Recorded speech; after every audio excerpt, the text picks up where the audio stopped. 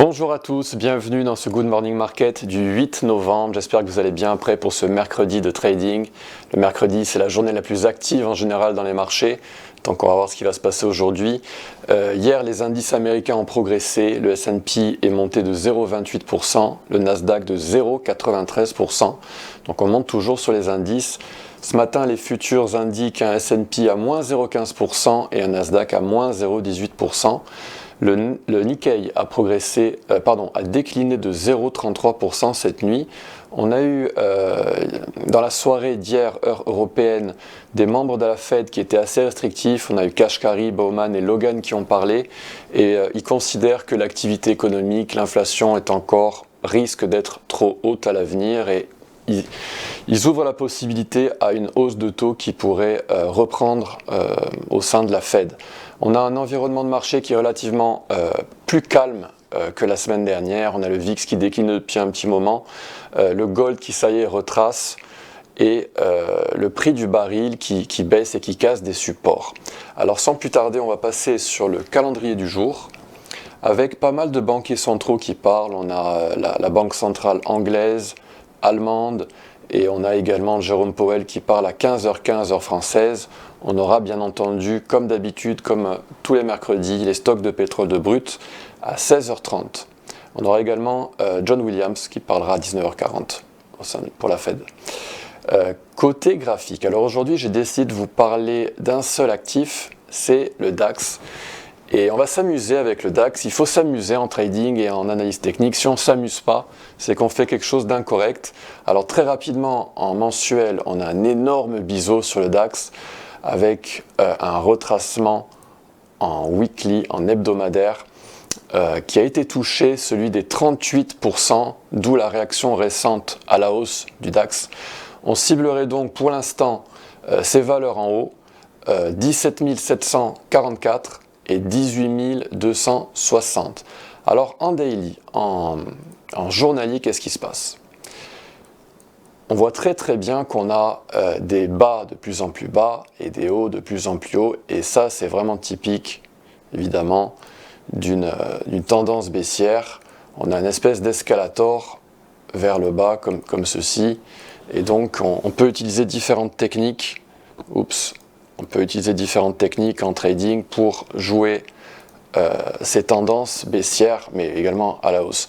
Donc dans le Nasdaq, on est en train de décliner avec une tendance baissière, et on a atteint donc ce retracement des 38% en période haute, parce qu'on est toujours un petit peu en période haute, on est en journalier.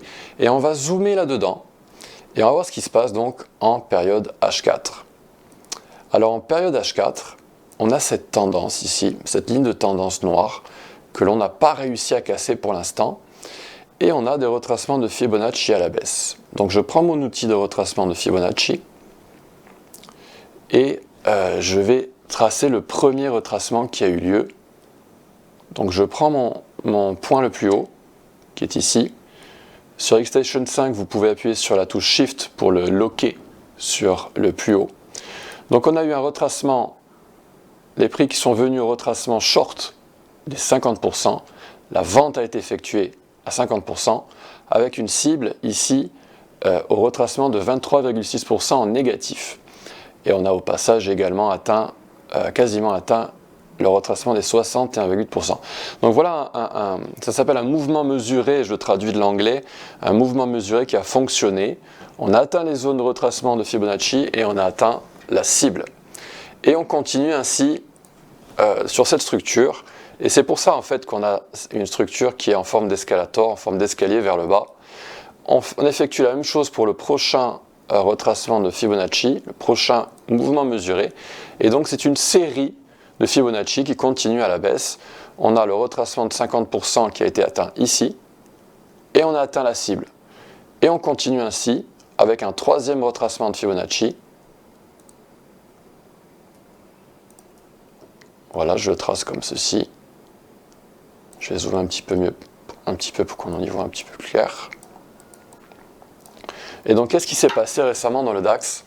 On est venu chercher ce niveau absolument clé, on l'appelle Golden Zone en anglais, la zone dorée si je la traduisais en français, et on est venu mécher Cette zone un petit peu magique, hein, parce qu'elle est très très efficace en trading, cette zone de 61,8%, 15 294, et on l'a atteinte, et maintenant on cible les 14 426 sur le DAX.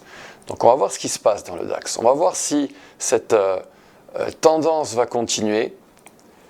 Les personnes, les traders qui shortent l'ont déjà shorté, cette golden zone, et on va voir si on descend et si on atteint cette cible. Il est possible qu'on vienne faire un retracement sur une unité de temps inférieure et que par exemple en H1, on vienne effectuer ce retracement-ci. Et on pourrait donc descendre au retracement de 50% par exemple à 15 001 avant de venir casser à la hausse cette résistance de Fibonacci confluente avec cette résistance qui est vraiment forte depuis plusieurs semaines. Et on va voir si on arrive à la casser. Si on arrive à casser cette golden zone opposée, ce retracement des 61,8% short, ça voudra dire qu'on pourrait changer de tendance et qu'on pourrait éventuellement, je prends un petit peu plus de recul, effectuer une épaule tête-épaule inversée, car c'est assez fréquent sur les marchés et on pourrait bondir dans le DAX. Donc voilà, c'est tout pour aujourd'hui, chers amis. J'espère que cette analyse vous a plu pour le DAX. Si vous l'avez aimé, merci de cliquer sur le petit pouce. Je vous dis à demain pour un nouvel épisode de Good Morning Market. À demain, bonne journée, au revoir.